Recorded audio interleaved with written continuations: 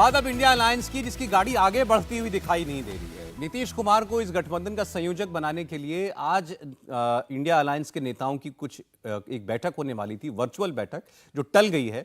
तो क्या नीतीश कुमार के नाम पर गठबंधन में फिर किसी ने अड़ंगा लगाया है, या नीतीश कुमार जो हैं, जैसा पहले माना जा रहा था कि नाराज हैं, या वो अब तेवर दिखा रहे हैं, ये अभी साफ नहीं है।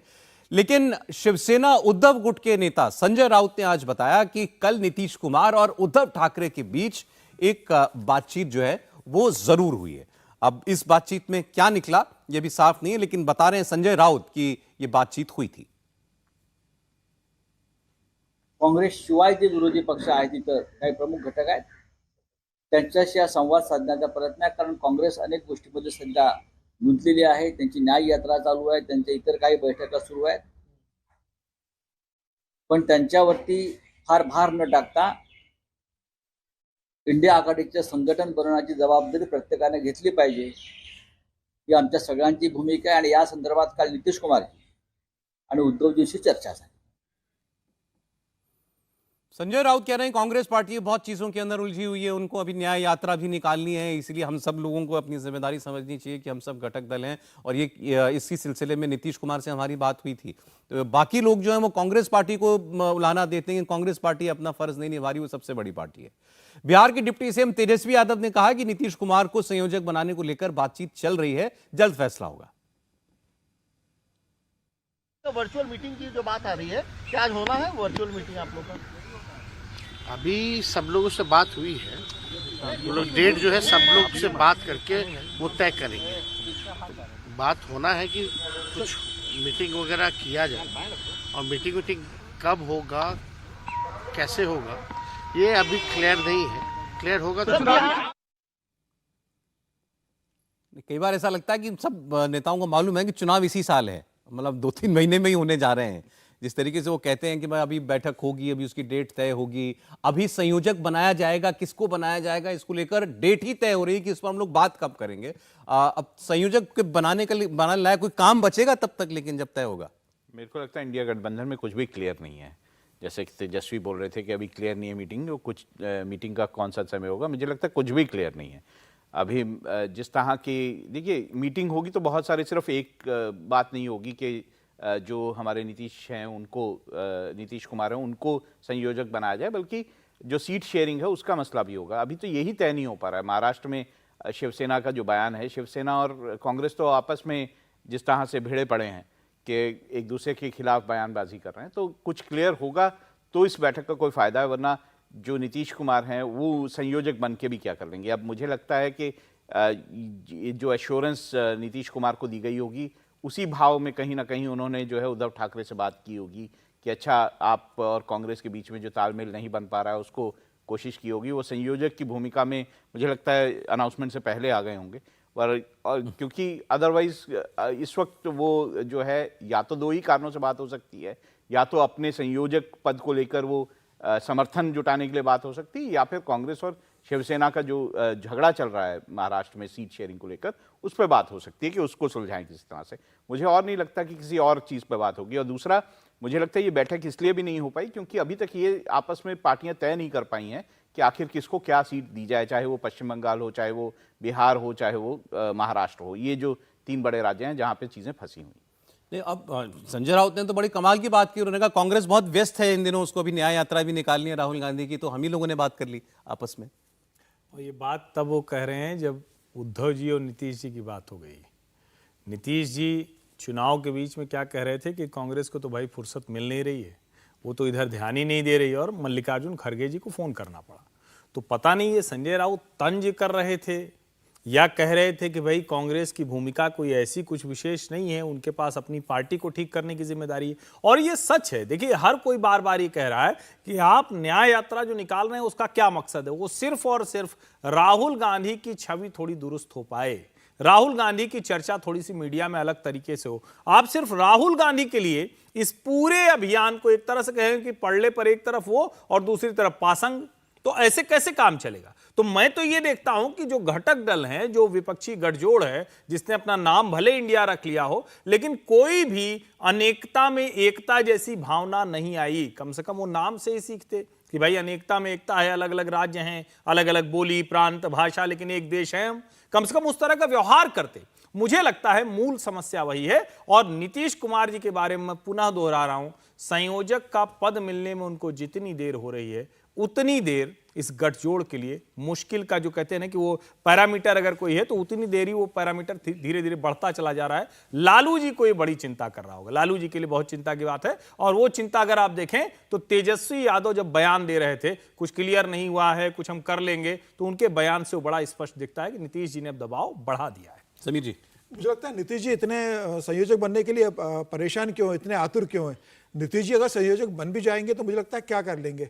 ये इस इंडिया गठबंधन में सबकी अपनी अपनी डपली, अपना अपना राग है, सबके अपने अपने टापू है, सब अपने अपने टापू के सुल्तान है, कोई एक दूसरे को किसी से कम आंकता नहीं है। मुझे लग रहा है कि नीतीश कुमार के बनने के बाद भी क्या नीतीश कुमार ममता बनर्जी को समझा पाएंगे? नीतीश कुमार अपने बिहार के अंदर लालू को अपनी बात से समझा नहीं सकते, क्या अरविंद केजरीवाल कांग्रेस की वो समझौता करवा पाएंगे? तो मुझे लग रहा है कि नीतीश कुमार को अगर संयोजक बनाना है या इंडिया गठबंधन में किसी को संयोजक बनाना है तो उसको आपको बैठक की जरूरत क्या है? 5 लोगों को आपस में फोन पे चर्चा करना है, एक नाम पे सहमति बनाना है, उस नाम की शाम को घोषणा कर देना है।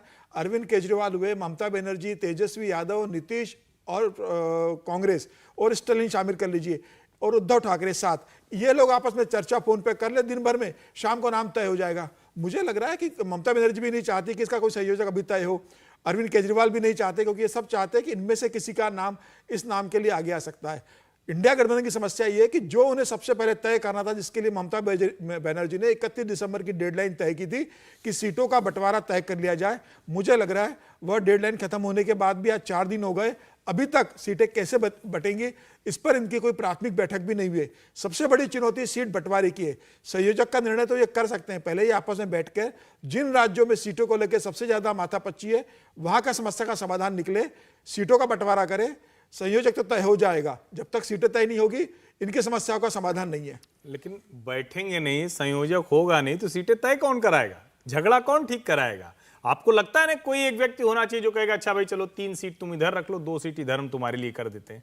कोई तो होना चाहिए ना जो आपको बीच में ले आ पाए, जिसको हम मध्यस्थ कहते हैं, मीडिएटर कहते हैं। वही काम संयोजक का होता है। और मेरा ये मानना है कि वो काम नीतीश कुमार कर सकते थे, लेकिन अब नीतीश कुमार की भी जो कहे कि छवि है, उनका जो एक पर्सोना बना था, जो व्यक्तित्व बना था, उसमें इतना क्षरण हो गया है पिछले कुछ दिनों में कि शायद उसको लेकर भी बहुत बड़ा प्रश्न चिन्ह खड़ा हो गया है। ये वजह है असली समस्या ये है ना कि संयोजक की सुनेगा कौन? अगर नीतीश कुमार को भी बना भी दिया तो महाराष्ट्र के अंदर न उद्धव ठाकरे, न शरद पवार, न कांग्रेस नीतीश कुमार के फॉर्मूले को स्वीकार करेगी। वहां तीनों अपना दावा कर रहे हैं और तीनों को आपस में ही सहमति बनाना पड़ेगी, उसमें नीतीश कुमार कोई भूमिका निभा नहीं सकते। बंगाल के अंदर भी ममता बनर्जी कांग्रेस को क्या सीटें देगी ममता बनर्जी तय करेगी, नीतीश कुमार उसमें हस्तक्षेप नहीं कर सकते। नीतीश कुमार संयोजक बनने के बाद अपने बिहार की समस्या का समाधान ये नहीं निकाल सकते कि वहां लालू, कांग्रेस और नीतीश कुमार और माले या लेफ्ट मिलकर कैसे लड़ेंगे, उसका समस्या का समाधान भी उनके पास नहीं है। कांग्रेस और केजरीवाल के बीच वो दिल्ली और पंजाब के अंदर सहमति नहीं करवा सकते। तो मुझे लग रहा है कि भले नीतीश कुमार संयोजक बन जाए, नीतीश कुमार किसी भी स्थिति में इनकी हैसियत नहीं रहेगी कि वो जो कहेंगे वो सारे घटक दल मान लेंगे और सीटों का डिस्ट्रीब्यूशन हो जाएगा। ये तो उन्हीं लोगों को तय करना पड़ेगा। बंगाल में ममता और कांग्रेस को ही तय करना पड़ेगा, महाराष्ट्र में उद्धव, कांग्रेस और शरद पवार को ही तय करना पड़ेगा, कांग्रेस और अरविंद केजरीवाल को दिल्ली और पंजाब में तय करना पड़ेगा कि आपस में सीटों का बंटवारा कैसा करना है। इनके बीच आपस में सहमति बनेगी तो सीटों का बंटवारा होगा। संयोजक कोई भी बन जाए, जब तक इनके जो बड़े नेता है उनकी भी सहमति नहीं बनेगी, सीटों का बंटवारा इनके बीच असंभव है। देखिए प्रैक्टिकल बात तो यही, और कांग्रेस को ही हर राज्य के अंदर अलग अलग दलों से बात करनी है और उसने अपनी एक कमेटी बना दी है, वो alliance committee, national alliance committee, जिसको चर्चा करनी है। कहा जा रहा है कि उसने अपने इंटरनल बातचीत शुरू कर दी है, अपने लोगों से बात करना, फिर उसके बाद वो सहयोगियों से अब चर्चा करेगी। तो पहले तो तय यही हुआ था कि राज्य स्तर पर जो कमेटी है, राज्य स्तर में जो संगठन है वो आपस में बात कर लेगा, जो भी वहाँ पे क्षेत्रीय दल है उसके साथ, और उसके बाद जो है अगर कोई प्रॉब्लम आती है तो केंद्र जो ये घटक दल का केंद्रीय वो है उसमें आके समस्या को सुलझाएगा या उसका समाधान किया जाएगा। लेकिन मुझे लगता है वहाँ पे भी बात नहीं, फिर बाद में ये बातें आनी शुरू हुई कि जो घटक दल जो है जिस राज्य में सबसे बड़ा है या सबसे ताकतवर है वो तय करेगा कि दूसरे कांग्रेस को या किसी और दल को क्या सीटें देनी है। वो भी कुछ समझ नहीं आ रहा कि उसने भी कोई तय नहीं किया। देखिए अगर पश्चिम बंगाल की ही हम बात करें तो ममता बनर्जी को अब तक तय कर देना चाहिए था कि मैं कांग्रेस को इतनी सीटें दूंगी, उस पर बंटवारा हो जाना चाहिए था, तय हो जाना चाहिए था, लेकिन वो भी कहाँ सामने आ पा रहा है। तो मुझे लगता है कि सीट शेयरिंग जो है वो जब तक इस गठबंधन की नहीं हो पाएगी मुझे नहीं लगता कि इसका कोई भविष्य दिखाई दे। अच्छा, एक इंटरेस्टिंग खबर सीधे राजनीति से जुड़ी हुई नहीं है, लेकिन 2 दिन पहले विश्व हिंदू परिषद की तरफ से नीतीश कुमार और लालू यादव को अयोध्या के समारोह में शामिल होने के लिए उनसे समय मांगा गया था। समय अभी तक दिया नहीं गया है, मतलब लालू यादव और नीतीश कुमार दोनों को न्योता जा रहा है, इसका मतलब ये हुआ? नहीं, ये सचमुच जिसको कहें कि आश्चर्यजनक कहा जा सकता है। नीतीश जी को न्योता जाना तो आश्चर्यजनक नहीं है, लेकिन वो लालू प्रसाद यादव जो जिनकी पूरी राजनीति है, वो कहते हैं कि भाई ये कम्युनल लोग हैं, ये सांप्रदायिक लोग हैं, और हमने तो अडवाणी जी की रथ यात्रा रोकी थी, बार बार ये कहा जाता है। अब अगर विश्व हिंदू परिषद श्री राम जन्मभूमि तीर्थ क्षेत्र न्यास उनको भी निमंत्रण दे रहा है, तो इसका मतलब बड़ी सीधी सी बात है, वो तो आगे बढ़ गए, वो तो राम सब के हैं, इस अवधारणा को ही स्थापित कर रहे हैं। लेकिन क्या राम सबके हैं इस अवधारणा को नीतीश कुमार और लालू प्रसाद यादव आगे बढ़ाएंगे?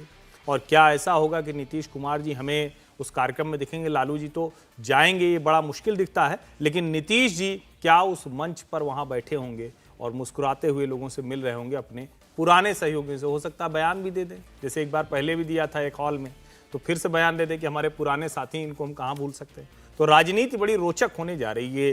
राम का मंदिर बन रहा है, लड़ाई इसकी बहुत जबरदस्त हुई, अब बनने के बाद जो हो रहा है वो भी बड़ा रोचक हो रहा है, वो भी बहुत जबरदस्त घटनाक्रम है जो 2024 के चुनाव पर बड़े राजनीतिक प्रभाव डालेंगे। नहीं, देखिए, नीतीश कुमार नीतीश जी तो को शायद जाना चले भी चाहिए। जाएं। देखिए, मां नहीं, जानकी का शायद अगर क्या मुझे लगता है कि नीतीश कुमार लगभग जाएंगे ही जाएंगे, उसमें कोई मुझे संदेह नहीं दिखता है। लालू जी नहीं जाएंगे। और देखिए, फिर मैं कह रहा हूं, समय रहते नीतीश जी को संयोजक नहीं बनाया तो मुट्ठी में जैसे रेत होती है ना, नीतीश जी भी फिसलते जा रहे हैं। अब ये तय करें लालू जी और सोनिया जी। मैं बार बार कह रहा हूं, ये तय 2 ही लोगों को करना है, लालू प्रसाद यादव और श्रीमती सोनिया गांधी। देखिए, अगर नीतीश कुमार जो है पुनौरा धाम में मां जानकी का जो जन्म स्थान है उसको बनवा रहे हैं, तो उनका तो बनता है, एक तरफ वो मां जानकी का अगर जन्म स्थान है उसमें पैसा लगा के पूरा राज्य सरकार की तरफ से बना रहे हैं, तो उनका बनता है कि वो जाएं, भगवान राम का जो ये पूरा आयोजन हो रहा है वहाँ पर अयोध्या में। और दूसरी तरफ मैंने ये देखा है कि नीतीश कुमार उस तरह से धार्मिक आयोजनों में जाते भी हैं, जैसे नवरात्र के वक्त हमने उनको देखा कि वो जो है माँ दुर्गा के पंडालों में गए, वहाँ पे उन्होंने पूजा अर्चना की। तो मुझे लगता है कि नीतीश कुमार के लिए इतनी समस्या नहीं होगी। हाँ, लालू प्रसाद यादव जाते हैं या नहीं जाते हैं उसको लेकर संशय जरूर। उनको लेकिन न्योता मिला, ये वाकई में आश्चर्य का विषय है। अडवाणी जी का रथ रोकने वाले लालू यादव, गिरफ्तार करने वाले, उनको न्योता दिया जा रहा है राम मंदिर के लिए। देखिए, राम मंदिर ट्रस्ट डिसाइड नहीं कर रहा है कि किसको आमंत्रण दे रहा है। ये सब जानते हैं कि उसके पीछे कौन है, कि किसको बुलाना है, किसको नहीं बुलाना।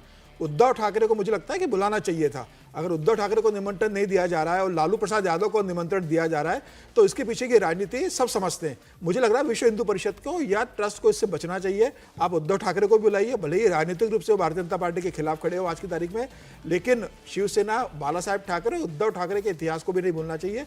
जब आप बुला रहे हो तो आपको उन लोगों को भी ध्यान रखना चाहिए जिनकी इसमें बड़ी भूमिका रही है और जिन्होंने अपना योगदान दिया। मुझे लगता है उन्हें भी इसके लिए आमंत्रण दिया जाना चाहिए।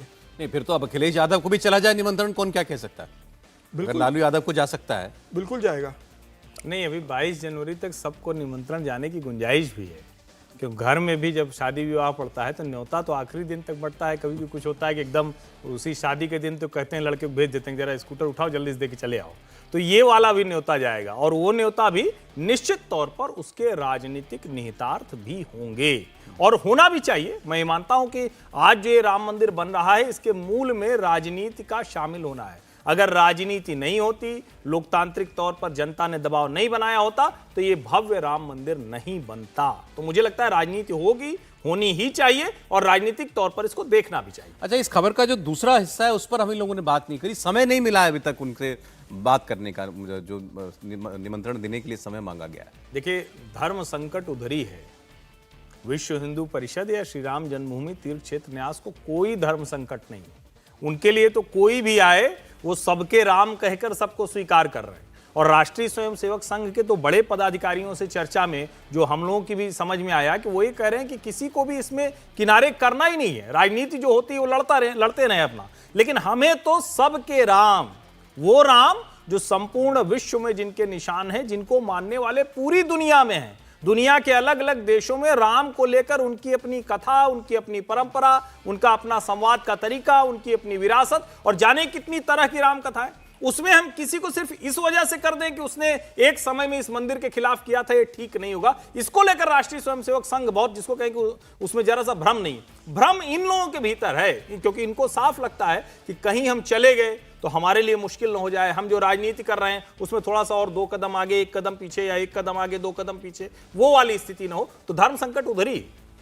राहुल जी, देखिए मुझे तो ये पता है कि आरएसएस में जो एक इंद्रेश जी जो चलाते हैं एक मुस्लिम वर्ग को अपने साथ में जोड़ने का, वो ये भी आह्वान कर रहे हैं कि जो भी मुस्लिम वर्ग भी है वो भी इस दिन मतलब उनके साथ इस आयोजन में चाहे वहाँ ना आ जाए लेकिन शामिल ज़रूर हो, वो भी इस आस्था का जो पूरा पर्व है उसमें शामिल हो। तो आरएसएस का अपना एक सोच है, उनका अलग से एक मतलब सोचने का ढंग है, तो वो अपनी तरफ से पूरी कोशिश कर रहे हैं कि जो भी लोग हों, जैसे कि हर्षवर्धन जी ने कहा अभी समय है, बहुत सारे लोग और हमको ऐसे दिखाई देंगे जिन हमें थोड़ी आश्चर्य होगा कि आखिर इनको क्यों निमंत्रण दिया जा रहा है, लेकिन निमंत्रण मुझे लगता है बहुत सारे लोगों को और जाएगा। मुझे लगता है कुछ लोगों को ऐसा निमंत्रण भी जाएगा जैसे लाल कृष्ण आडवाणी और मुरली मनोहर जोशी को गया है कि आपको निमंत्रण तो दिया जा रहा है, लेकिन किस तरीके से दिया जा रहा है और क्या संदेश दिया जा रहा है, मुझे लग रहा है वो कुछ और लोगों को भी जाएगा। हो सकता है उद्धव ठाकरे को भी वैसा निमंत्रण दिया जाए कि निमंत्रण तो आपके पास जा रहा है, लेकिन देख लीजिए आपको आना है कि नहीं आना है। तो मुझे लगता है ये भी हो सकता है कि निमंत्रण देने की औपचारिकता जरूर निभा ली जाएगी। जैसे शादी में होता है, हमें कई लोगों को नहीं बुलाना होता है, तो ऐसे निमंत्रण दिया जाता है कि एक दिन पहले दे दो, औपचारिक रूप से दे दो कि सामने वाला समझ जाता है कि टिकट कराने का समय ना हाँ, रहे। टिकट कराने का समय नहीं मिलेगा, रहने की व्यवस्था आप अपनी देख लेना, क्या करना है क्या नहीं।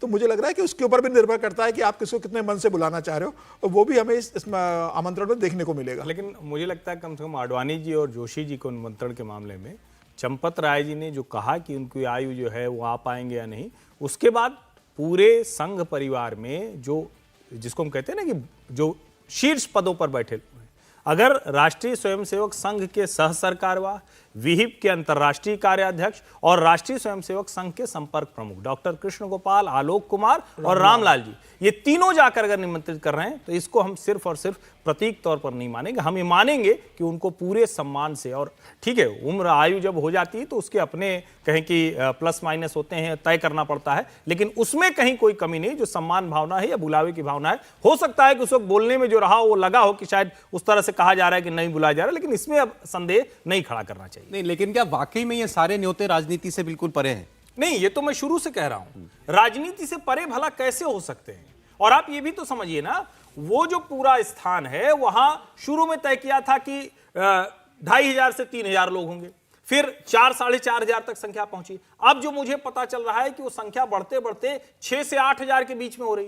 आप सोचिए कि खुद अयोध्या में टेंट सिटी बसाना पड़ रहा है, लखनऊ और प्रयागराज के सारे होटल बुक कराने पड़ रहे हैं, यानी लखनऊ अगर कहें तो करीब 2-2.5 घंटे हो जाएगा, प्रयागराज तो 3 से 4 घंटे लग जाएंगे। इसके बावजूद अगर इतनी बड़ी तैयारी करनी पड़ रही है तो तैयारी का भी संकट है। हर कोई चाह रहा है, ऐसे ऐसे लोग उस निमंत्रण की प्रतीक्षा में हैं जो सबको लगता है ना भाई ये एक ऐतिहासिक अवसर है, और उसमें सबसे बड़ा जो हिस्सा है जो श्री राम जन्मभूमि तीर्थ क्षेत्र न्यास ने कहा, और आप उस निमंत्रण पत्र को देखेंगे तो वो शुरुआत ही देवराहा बाबा से होती है। उसमें जितने निहंग सिख हैं उनके चित्र हैं, वो बड़ा स्पष्ट है कि जो धार्मिक तौर पर हैं वो सारे लोग उसमें सबसे पहले शामिल होंगे। उसके बाद राजनीति वाला हिस्सा है वो रहेगा, और वो ठीक से दिख रहा है।